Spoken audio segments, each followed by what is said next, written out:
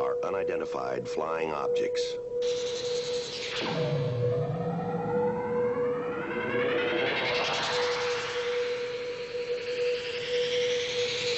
Are they proof that we are being visited by civilizations from other stars?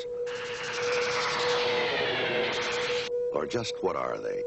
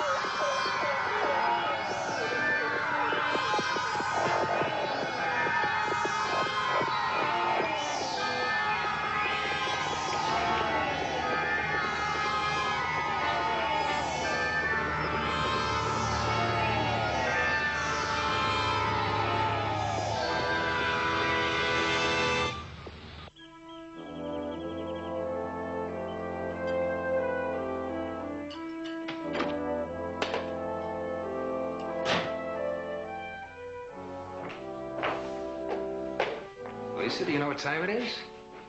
No. Are you all right? Where have you been? What's the matter? I'll be all right. I was just out riding on the bluff. Darling, at least leave a note. I was worried about you. Roger, I saw them again. Those lights. There were 4 of them, and I saw them. Let's talk about it at dinner. Don't you want to know what happened? Not right now. I know what you're thinking, but I can prove it this time. Lisa, we've been through this before. Look, I took movies. It's here on film. I know it is. Lisa, listen to me. They never existed. Just forget about them, please. But I can prove that they do exist. I know I can. Dr. Simmons has been telling you for more than a year. They're only in your mind. I Aren't you feeling well, Mom? She's fine, Amy. Don't worry. I'm going to start the salad.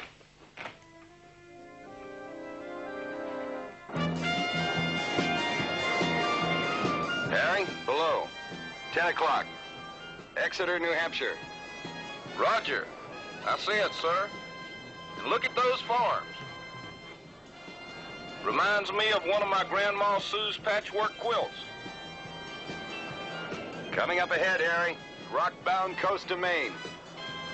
Got it, sir. Rugged but beautiful.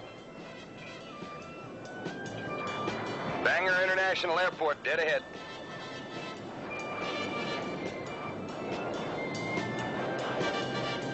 Okay, Harry, grab the rails. Speedboat's coming out. We've been cleared number 1 to pancake at Bangor.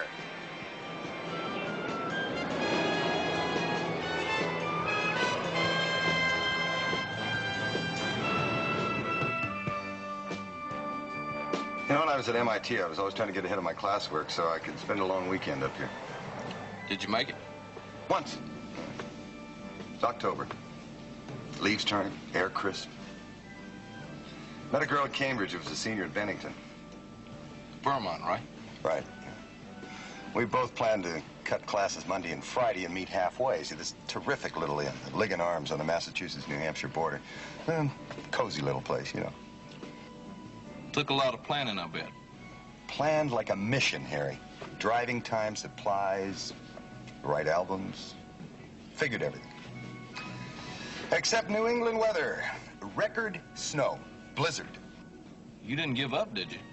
She never got out of Bennington. I spent the whole 4 days in a little motel outside of Worcester, next to an iron foundry. Tough break, sir.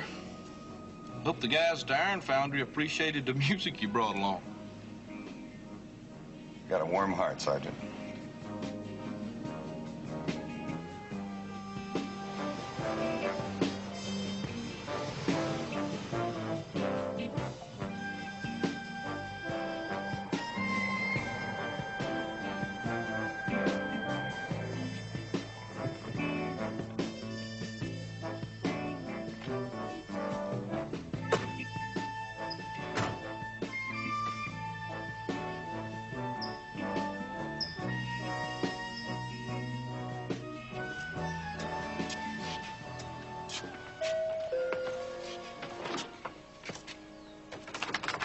Hello? Hi. Is this the Foreman residence? Yes, I'm Amy Foreman. Hello, Amy. I'm Captain Ryan. This is Sergeant Fitz.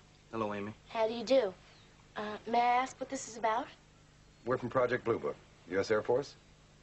Your mother wrote us a letter that she'd filmed some UFOs. Oh, the movies. Would you like to come in? Thank you.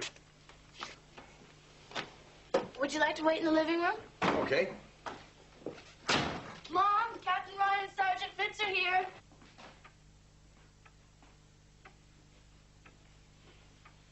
Feel just like I walked into a history book. I reckon these are genuine antiques, don't you? That's for sure, Harry. Hello. I'm Lisa Foreman. How do you do, Mrs. Foreman? I'm Captain Ryan. This is Sergeant Fitz. Ma'am? Hello. Nice to meet you both. I'm going to be late for school. Okay, honey. Have a nice day. I will. Nice to meet you both. Nice to meet you too, Amy. Bye. Bye, Amy. Well, I'm glad you came. You know, I was worried that that letter I sent you wouldn't be taken seriously. Not at all. Your descriptions were perceptive and intriguing. And when you wrote that you had the incident on film, why, naturally, we wanted to check it out. Movies of UFOs are rare, ma'am. Well, I'm sure that you're anxious to see the film. Sergeant, would you mind pulling down the blinds? And if you don't mind, Captain, putting the screen in front of the fireplace. All right. Thank you. We're admiring your furnishings, Miss Foreman. Oh, thank you. The really good pieces are 18th century. The house itself was built over 200 years ago. The original house. Of course, it's been remodeled many times since, but it stayed in the family all that time. Some of the past residents? My ancestors, the Trescotts. This over here is my great-great-great-grandfather, Samuel Trescott. He was an officer in the Massachusetts militia during the Revolutionary War. Served right here in this township. Well, shall we sit down? You say he was a member of the Massachusetts militiamen? Yes, that's right. Not many people realize that Maine was a part of the Commonwealth of Massachusetts until 1820. Then we became an independent state. Is it okay to begin? Sure.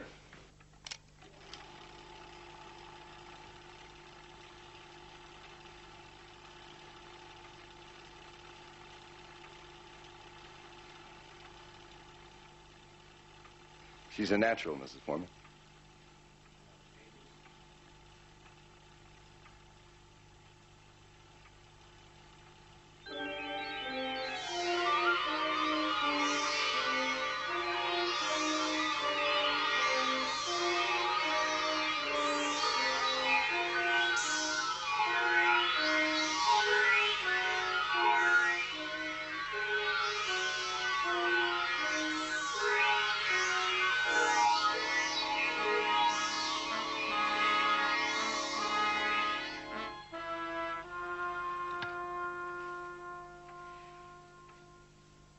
Well, what do you think? It's very unusual, Mrs. Foreman. Did you use regular indoor-outdoor film, ma'am? Whatever you can get at the camera store. Captain, that film has an ASA of 160. Judging from the intensity of those lights, we're talking about 6,000 lumens or more. How bright were they to the naked eye? Almost blinding, Captain. At the end of the film, it looks like you dropped the camera while shooting. I did. I don't know why, but I fainted. Did you feel sick in any way? Headache, nausea? No, just a little dizziness afterwards. I really didn't think it was anything serious. Mrs. Foreman, with your permission, we'd like to have this film examined by photographic experts at Wright-Patterson. Will I get it back? Good as new. We'd like to have the camera also. Oh, of course.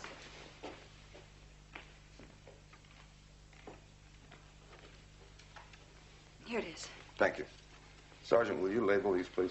Yes, sir. Captain, may I ask you a question, please? Of course. Will you want to talk to my husband about your investigation here? I suppose we might like to do that, yeah. I haven't told Roger that I contacted you. Oh. About 1.5 years ago, my father died, and it hit me pretty hard. It was about the same time that I saw the 2 previous sightings that I wrote you about. Both my doctor and my husband insisted that I had hallucinated them. And your husband didn't believe you this time either, ma'am? That's why I asked you to come here this morning after he'd left for work. Where did all this take place, ma'am? Oh, out at Mansfield's Bluff. It's not very far from here. Could you take us there now? Certainly.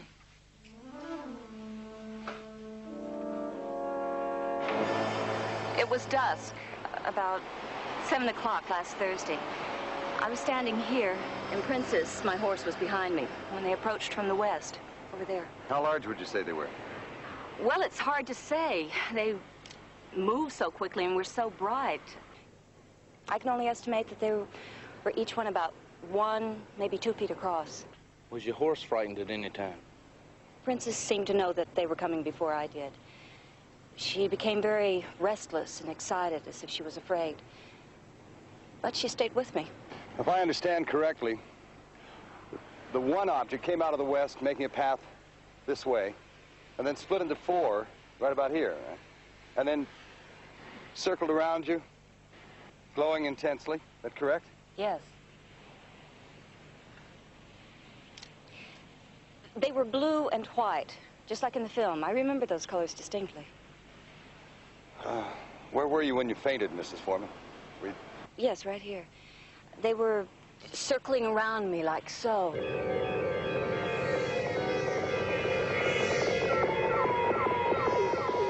The next thing I recall, Princess was nibbling my ear, and the lights were gone. In your letter, you mentioned 2 other sightings on this same cliff, April 16th and May 17th of last year. Were they similar encounters? Yes, I saw the same 4 blue and white lights. Each previous sighting occurred also at dusk. And each time I was waiting for them. What do you mean, waiting? Captain, I know that it may be hard for you to believe anything that I say at this point. But I'm telling you that I have always known that those UFOs were coming. I've had premonitions. Always.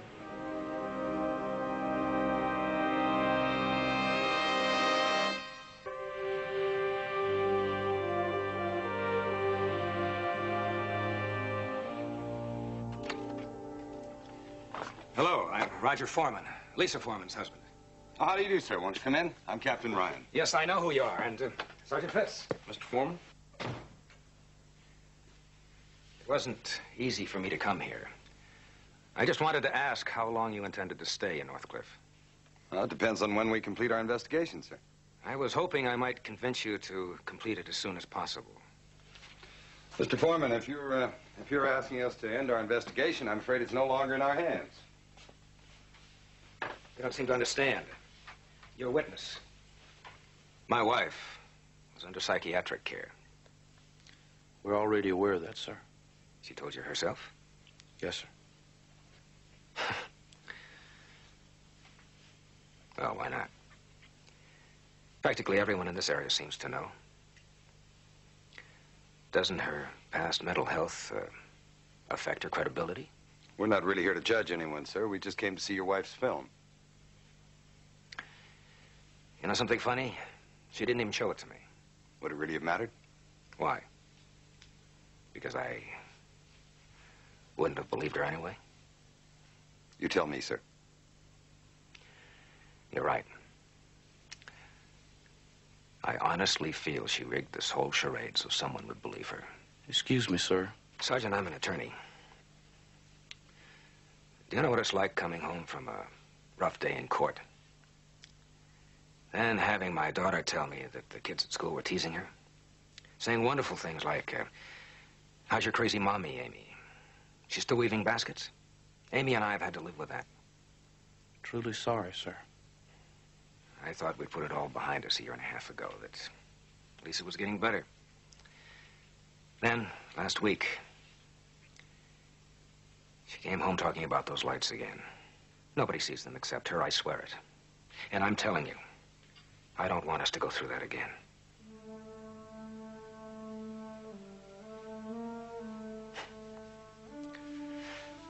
Look at me, I don't even know you. Here I am, spilling my insides out. Now and again, sir, we all need to talk to someone. Sometimes a stranger's best. Yeah, I guess you're right. Thanks for listening.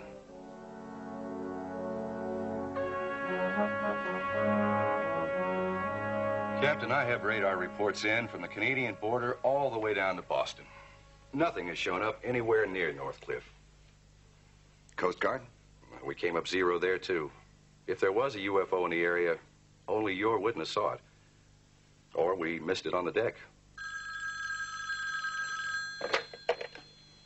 Colonel Hutton? Yeah, hang on. Right, Pat. Oh, thanks. Captain Ryan. Ben, this is Jerry Gibbons. We've got a prelim analysis on Mrs. Foreman's 8mm movie. Shoot. Looks legit. Every frame checked out okay. We're still analyzing it, but as of now, The film wasn't tampered with and the camera wasn't faulty. No light leaks, no lens flares. But don't ask me what those 4 blue and white lights are. You can pass that buck on to us, Jerry. We'll get the film back to you as soon as we can. Thanks. What'd they say, sir? The lab thinks the lights are real.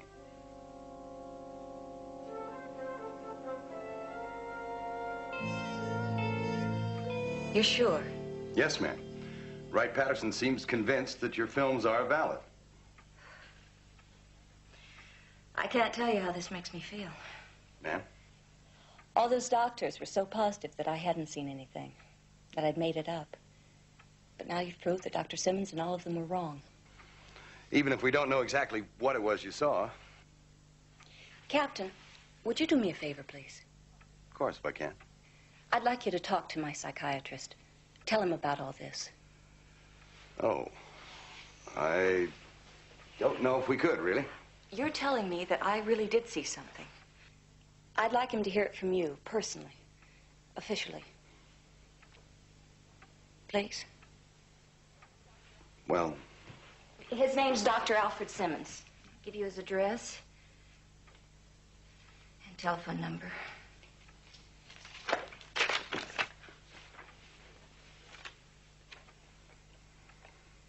Okay, we'll talk to him. I appreciate that. Thank you. Thanks for your time, man.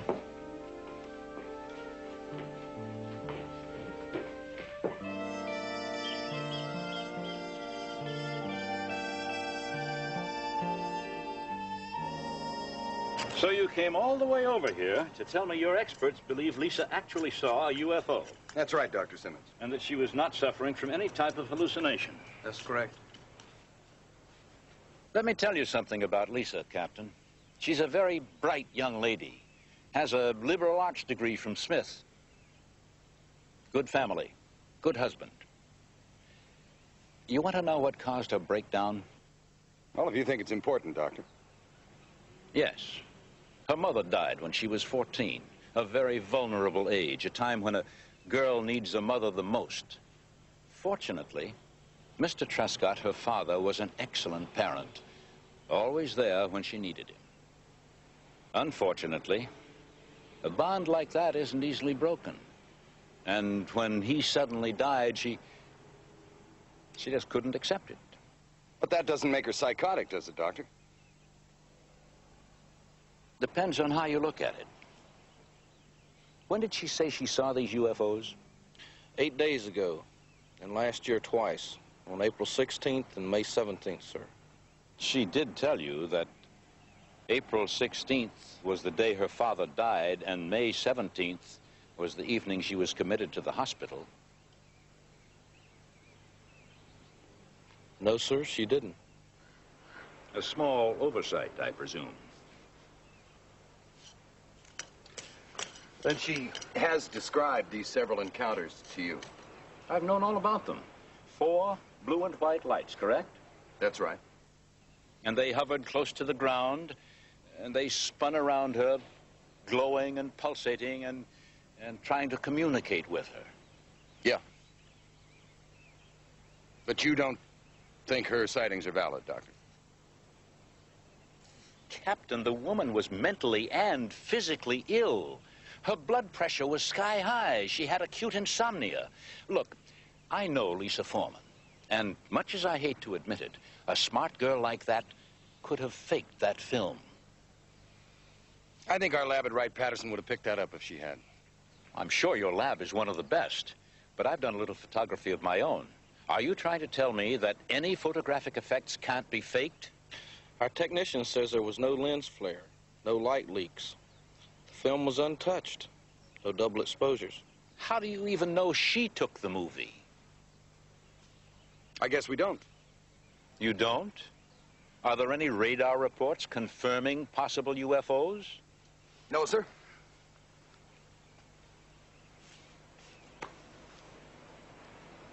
Any other witnesses? No. Seems to me, Captain, all you really have is Lisa's word. No, that's wrong, Doctor. We have a motion picture showing 4 unidentified objects. Unexplainable, unknown. And until they are identified, they'll remain that way. You have my professional opinion. That's all I can give you. We appreciate it very much, Doctor. Thank you very much for your time. Captain, Sergeant, I really wish there was something else on that bluff. For Lisa's sake, and Roger's, and Amy's. But you'll never find anything, Captain.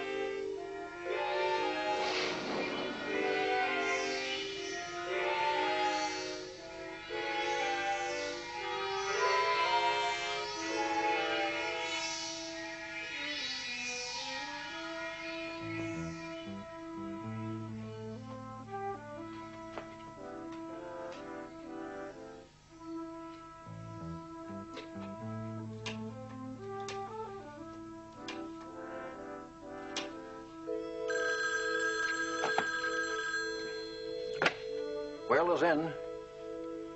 Well, I'm sorry. Captain Ryan and Sergeant Fitz both are out for the evening. We're taking Miss Emily Butler from the library to supper. Care to leave a message? No, thank you. I'll call back later.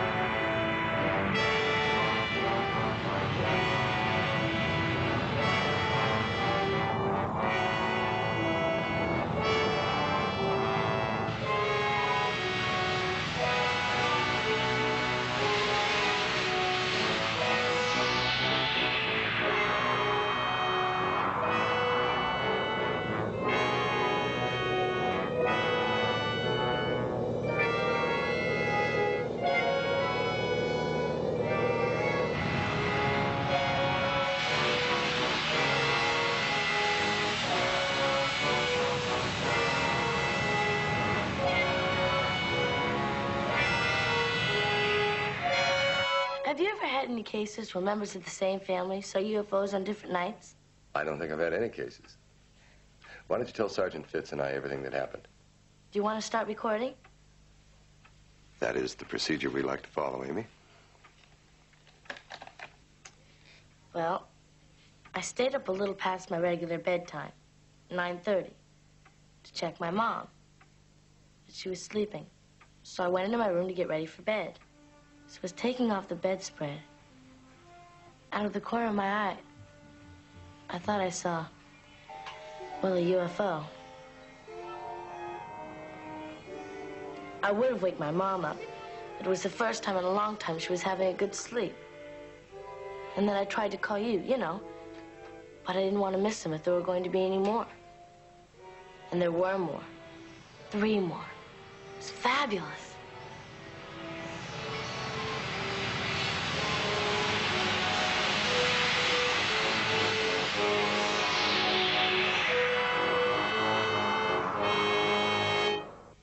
Could you describe them, please, Amy?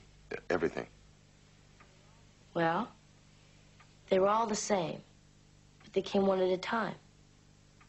They were bigger than the biggest plane I ever saw. They didn't have wings. It was oval. A streamlined kind of body, you know. It was shining like the brightest light I ever saw. Besides white, there was a kind of a golden color.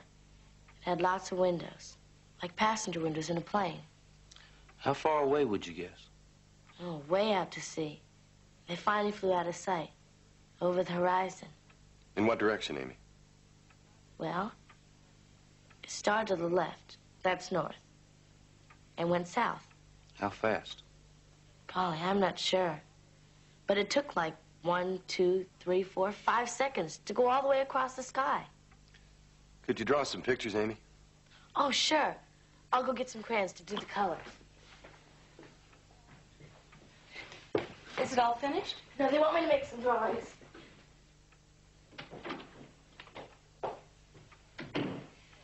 Captain, would you still like me to wait? No, the personal interview's over, ma'am. Having someone else to corroborate the story is very important, isn't it? Even if she is my own daughter. Amy's sightings differ quite a bit from yours, ma'am. Oh, how? One principal difference, Mrs. Foreman. You said you always have a premonition before you see the lights. They seem to call you to the cliffs, I think you said. Last night, obviously, you had no feeling at all. No, that's right. I was sleeping very soundly the first time in months. You don't think there's a connection then? Mrs. Foreman, we've just begun.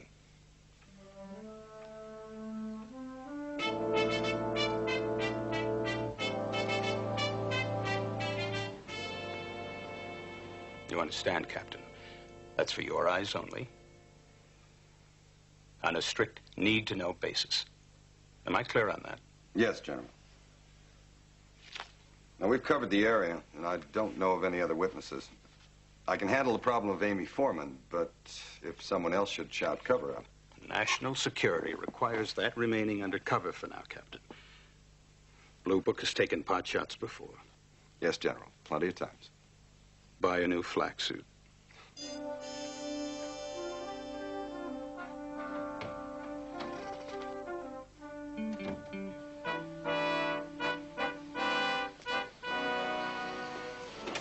Was that any help, sir?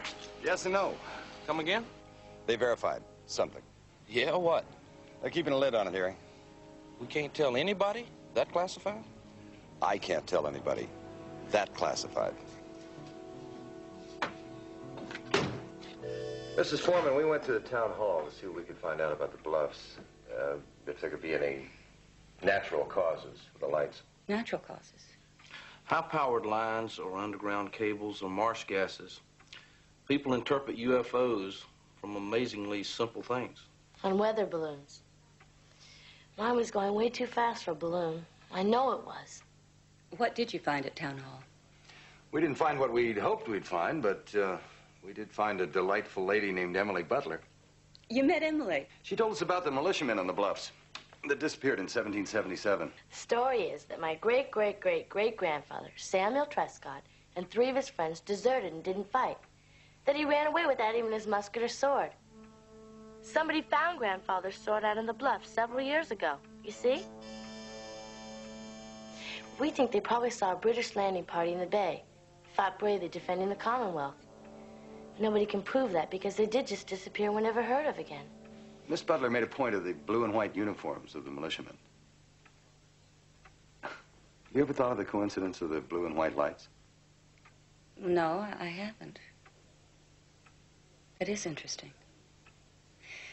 But Amy's UFOs were golden and red. I mean, she said that... And some were white, Mom. A real glary color. Captain, Amy's sightings and mine, they are connected, aren't they? I mean, you can at least tell us that much. Mrs. Foreman, I can't tell you any more than I have. As soon as I can, you'll be the first to know. Captain Ryan, if we were being invaded by UFOs, you'd let us know sometime, wouldn't you?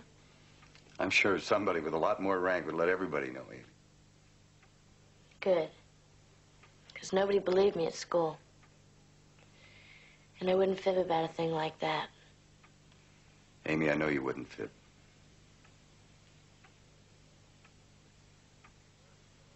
We're issuing a statement to the press at 1200 Eastern. Sir, under the circumstances, I'd like permission to inform the witness personally. I feel an obligation. We have an appointment at 1100. Thank you, sir. Now, sir, can you fill me in? They want the lid on till 11, Harry. Amy gets to lift it.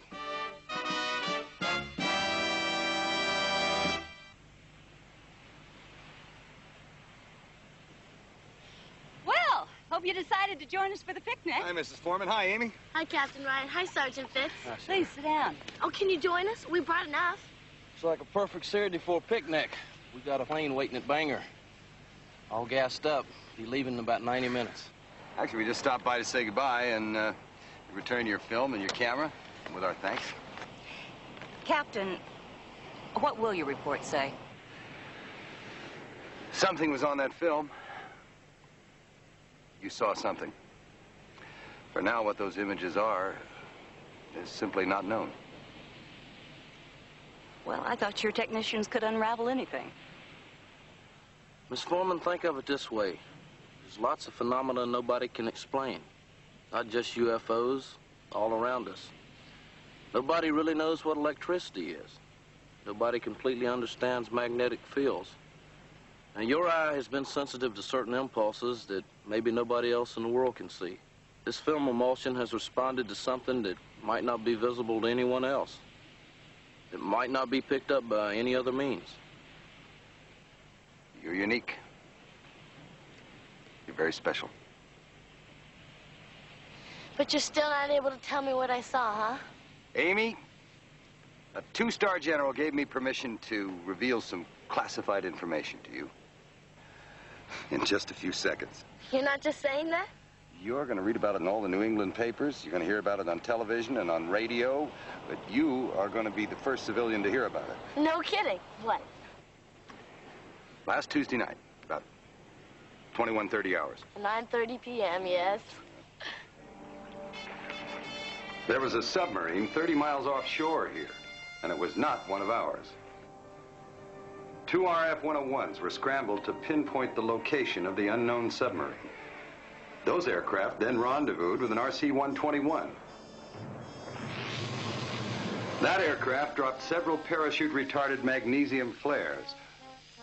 One of the most powerful lights in the world. 10 million candle power each.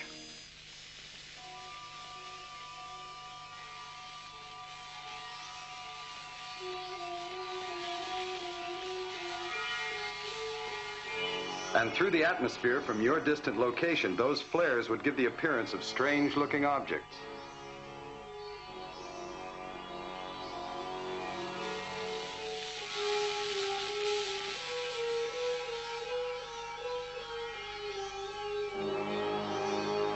Amy, your drawings look an awful lot like pictures that have been taken during such night maneuvers. We had to keep the operation classified until it was successfully completed, until positive identification and intention of that submarine was known. Very interesting, sir. I thought you'd like to have these. Trade for your drawings that we're going to keep, okay? You're really going to keep mine? Even if there was what you call a logical explanation? Hey, you're going to be in the Blue Book file, Amy. You are too, Mrs. Foreman. But in a different category. Nothing logical at all. If there were answers to everything, we'd have a lot less to do.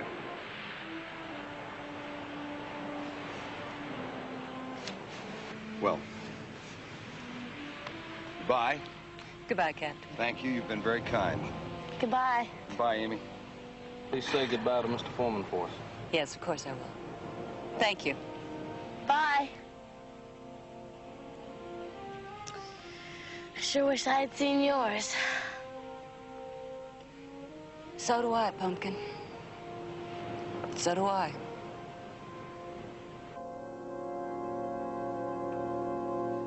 You haven't heard the news. No, what? Well, it's going to be in the Sunday papers, and I just heard it on the evening news now. But Captain Ryan and Sergeant Fitz came over to personally tell Amy. Yeah? It seems that what she saw were secret military maneuvers. Magnesium photo flares. I gather that they were tracking Soviet submarines. No kidding.